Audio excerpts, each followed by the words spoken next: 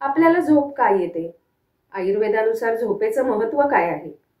दिवसा झोपावं का नाही झोपावं? दिवसा झोपलं तर काय होतं? रात्रीचं जागरण करावं का? आजच्या या व्हिडिओमध्ये या सगळ्या प्रश्नांची उत्तरं आयुर्वेदानुसार आपण बघणार आहोत. अन्नपचन, श्वसन या सगळ्यांसारखीच झोप ही सुद्धा एक नैसर्गिक प्रक्रिया आहे. आयुर्वेदानुसार झोप महत्त्वाची का आहे?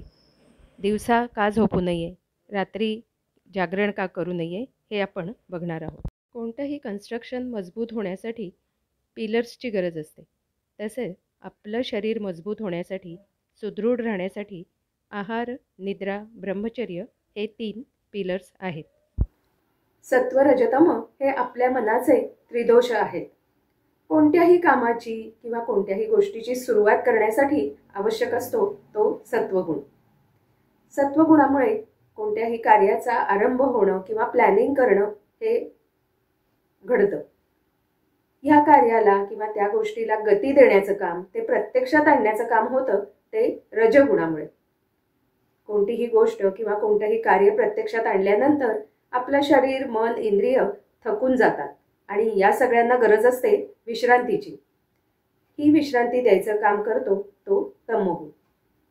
दिवसभरच्या श्रमाने, कामाने जेव्हा मन, इंद्रिय, शरीर थकून जातात आणि आपल्या विषयांपासून, कार्यापासून निवृत्त म्हणजेच डिटॅच होतात, त्यावेळेला नैसर्गिक प्रक्रिया म्हणून झोप येते.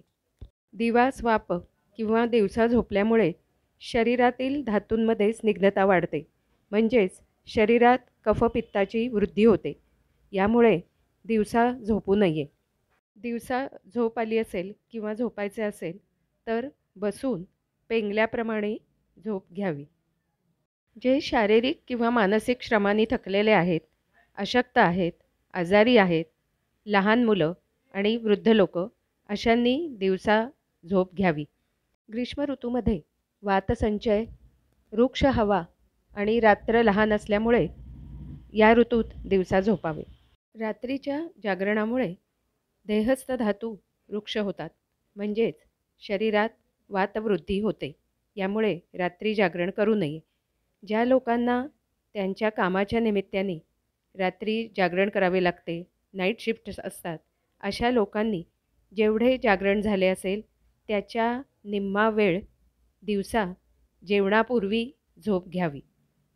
अकाली झोपल्यामुळे डोकेदुखी, डोकं जड होणं, सायनसायटिस होणं, मूर्छा किंवा चक्कर येणं, ताप येणं, अंगामध्ये ओलसरपणा किंवा खूप थंडी जाणवणं, मळमळणं, अपचन, अग्निमांद्य, भूक न लागणं, शरीरावर सूज येणं ही लक्षणं दिसतात.